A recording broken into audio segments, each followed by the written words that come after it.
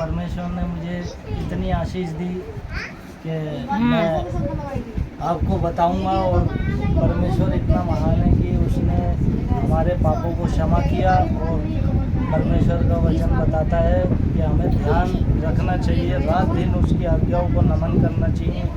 और सत्यानाश के गड्ढे से हमें उसने निकाला और परमेश्वर की महिमा हुई, क्योंकि दाऊद जो सत्यानाश के गड्ढे में था, परमेश्वर ने उसको भी निकाला और परमेश्वर पे उसने भय खाते हुए अपना जीवन बिताया और परमेश्वर से डर रहा। और परमेश्वर ने उसको गड्ढे में से और दलदल की कीच में से उभार कर आशीष का कारण बनाया। और हम एक दूसरे की आशीष का कारण बनते हैं यदि हम किसी की मदद करते हैं और परमेश्वर के वचन पे चलते हैं, क्योंकि इसी में हमारी भलाई है। क्योंकि भलाई करने वाले स्वर्ग के राज्य और पूर्ण स्थान के जीवन के सहभागिता होते हैं। ये वचन बताता है मरकुस और उसका मरकुस का 23 और उसका आयत तो अभी पढ़नी पड़ेगी, इसलिए मैं बताता हूँ कि परमेश्वर इतना महान है, उसके काम बहुत ही अद्भुत हैं और हमारे छुटकारे के लिए उसने बहुत से रास्ते खोले।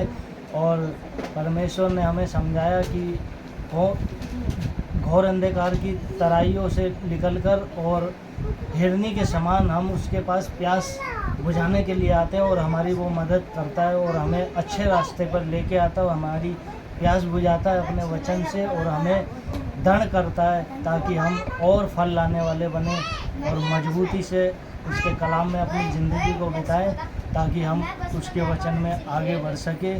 और परमेश्वर अपना वचन बताता है कि हम जो पाप करते हैं वो हमारे अधर्म के कामों ने हमें परमेश्वर से दूर कर दिया है, ताकि हम उसकी आज्ञाओं पर नहीं चलते।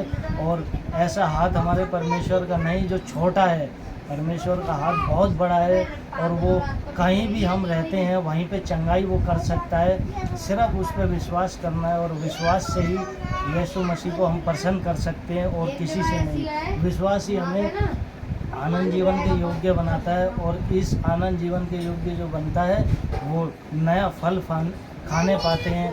अंजीर का पेड़ जो यीशु मसीह ने बोला था, यदि इसमें फल नहीं आएंगे तो आज के बाद इसमें कोई फल नहीं लगेगा।